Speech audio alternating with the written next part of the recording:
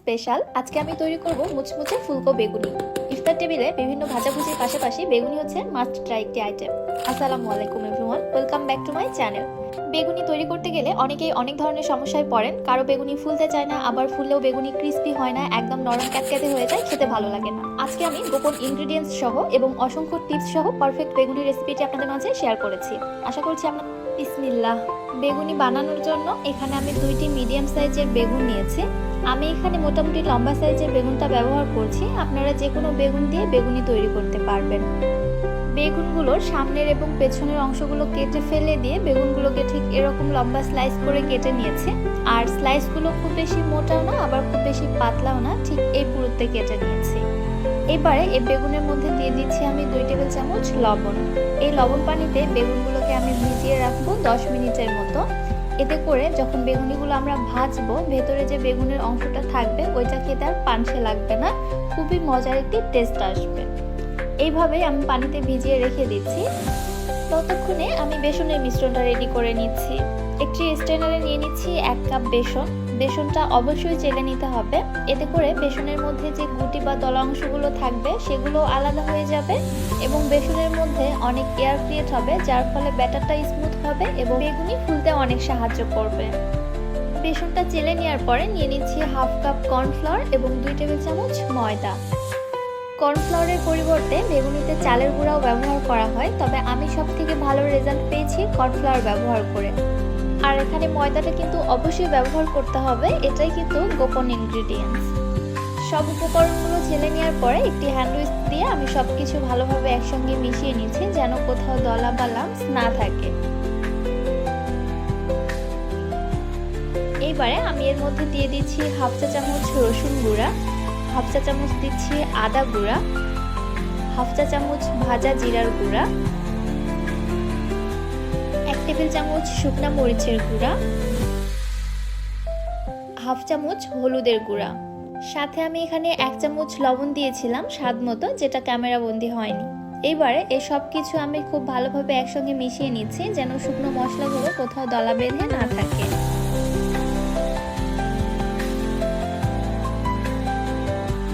এবারে নর্মাল টেম্পারেচারে থাকা পানি দিয়ে আমি বেসনের মিশ্রণটা তৈরি করে নিচ্ছি। এই ব্যাটার তৈরির ক্ষেত্রে পানি একবারে বেশি ঢেলে দেওয়া যাবে না, তাহলে ব্যাটারটা স্মুথ হবে না।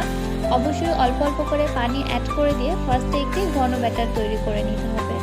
এতে করে ব্যাটারের মধ্যে কোনো লাম্পস থাকবে না, ব্যাটার যেমন সফট হবে তেমনি আমাদের ফেটিয়ে নিতেও সুবিধা হবে। অল্প অল্প করে পানি অ্যাড করে দিতে দিতে ঠিক এরকম ঘনতে একটি ব্যাটার তৈরি করে নিয়েছি। দেখতে পাচ্ছেন ব্যাটারটা কিন্তু বেশ ঘন। ঠিক এই অবস্থায় ব্যাটারটিকে আমি ফেটিয়ে নিচ্ছি 6 থেকে 7 মিনিটের জন্য।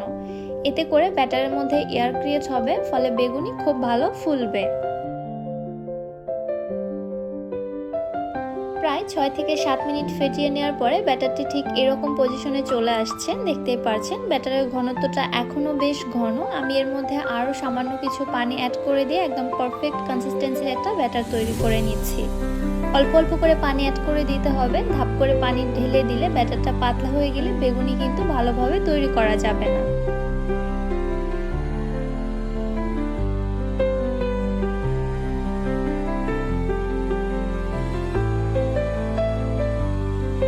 বেগুনি তৈরি করার জন্য বেগুনির ব্যাটার অলমোস্ট ডান। বেগুনির ব্যাটারের কনসিস্টেন্সিটা কেমন হবে আমি সেটা এবার আপনাদের একটু বুঝিয়ে দিচ্ছি। আমি আমার হাতের একটি আঙুল ব্যাটারের মধ্যে ডিপ করে নিচ্ছি। আঙুলটা ওঠানোর পরে দেখুন হাতের আঙুল থেকে ব্যাটারটি কিন্তু ছিঁড়ে ছিঁড়ে পড়ছে। আর আমার আঙুলে দেখুন ব্যাটারটা কিন্তু খুব ভালোভাবে কোটিং হয়ে আছে। ঠিক এরকম কনসিস্টেন্সির একটা ব্যাটার তৈরি করে নিতে হবে। এবার এর মধ্যে দিয়ে দিচ্ছি আমি 1 চামচ বেকিং পাউডার। বেকিং পাউডারটা আগে ব্যবহার না করে বেগুনি ভেজে নেওয়ার ঠিক আগ মুহূর্তে মিশিয়ে নিলেই খুব ভালো হয়। বেগুনি তৈরির ক্ষেত্রে আমি কখনোই বেকিং সোডা ব্যবহার করি না, আমি অল টাইম বেকিং পাউডারটাই ব্যবহার করে থাকি। সো আমার মতো পারফেক্ট বেগুনি তৈরি করতে চাইলে আমার প্রত্যেকটি টিপস আপনাদের মনোযোগ সহকারে ফলো করতে হবে। বেগুনির ব্যাটার রেডি হয়ে গিয়েছে, এক সাইডে রেখে দিচ্ছি। এবার অন্যদিকে যে বেগুনের স্লাইসগুলো আমি পানিতে ভিজিয়ে রেখেছিলাম, এবারে বেগুনের স্লাইসগুলোকে আমি পানি ঝরিয়ে উঠিয়ে নিচ্ছি। পানি ঝরিয়ে একটি স্ট্রেনারে রেখে দিচ্ছি অতিরিক্ত পানিটা ঝরে যাওয়ার জন্য। এবারে এখান থেকে একটি করে বেগুনের স্লাইস নিয়ে আমি বেসনের ব্যাটারের মধ্যে কোটিং করে নিচ্ছি। আপনারা চাইলে বেগুনের স্লাইসগুলোকে টিস্যু দিয়ে মুছেও নিতে পারেন। বেগুনের গায়ে যদি অতিরিক্ত পানি লেগে থাকে তাহলেও কিন্তু ব্যাটারটা ভালোভাবে কোটিং হতে চাইবে না, এর জন্য পানিটা খুব ভালোভাবে ঝরিয়ে নেবেন। ব্যাটারের সঙ্গে কোটিং করার পরে বেগুনের স্লাইসগুলোকে আমি সঙ্গে সঙ্গে তেলের মধ্যে দিয়ে দিচ্ছি। তেলের মধ্যে দেওয়ার পরে চার সাইড থেকে গরম তেল উঠিয়ে আমি বেগুনির উপরে দিয়ে দিচ্ছি। এতে করে বেগুনি একদম ফুলে টইটম্বুর হয়ে যাবে।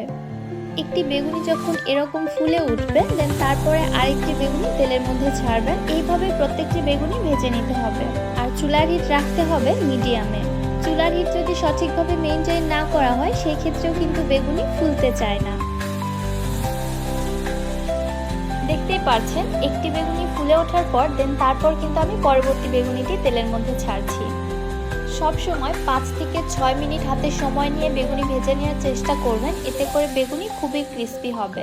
বেগুনি তেল থেকে ওঠানোর পরে প্রায় 1 থেকে 1.5 ঘন্টা পর্যন্ত বেগুনি এরকমই ক্রিস্পি থাকবে। বেগুনি ফুলে ওঠার পর খুব দ্রুতই যদি আপনি তেল থেকে বেগুনি উঠিয়ে নেন ওই ক্ষেত্রে বেগুনি ফুলকোও থাকে না আর ক্রিস্পি হয়তো থাকলেও দূরের কথা। এই জন্য চুলার হিট মিডিয়াম টু লো এর মাঝামাঝি রেখে বেগুনিগুলোকে সময় নিয়ে ভেজে নিতে হবে। আমি প্রায় 6 থেকে 7 মিনিট সময় নিয়ে বেগুনিগুলোকে ভেজে নিয়েছি। দেখতেই পাচ্ছেন যেমন সুন্দর কালার চলে আসছে আর বেগুনিগুলো কত বেশি ক্রিস্পি হয়েছে আপনারা তো বুঝেই গেছেন।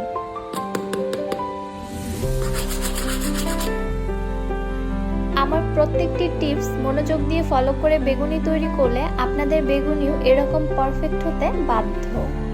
এইভাবে বেগুনি তৈরি করলে বেগুনি এত বেশি মজা হবে, এমন মজার বেগুনি আপনারা বাহিরেও কোথাও কিনতে পারবেন না, কিন্তু ঘরে খুব সহজেই তৈরি করে নিতে পারবেন। বেগুনিগুলো কত বেশি ফুলকো এবং ক্রিস্পি হয়েছে জাস্ট দেখুন।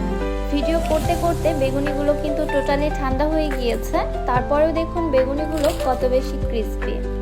আশা করছি রেসিপিটি আপনাদের কাছে ভালো লেগেছে। রেসিপি ভালো লাগলে যারা আমার ইউটিউব চ্যানেল থেকে ভিডিও দেখছেন চ্যানেলটি সাবস্ক্রাইব করে দিবেন, আর যারা ফেসবুক পেজ থেকে দেখছেন পেজটিতে লাইক অথবা ফলো দিয়ে দিবেন। আজকের মতো বিদায় নিচ্ছি। আল্লাহ হাফেজ।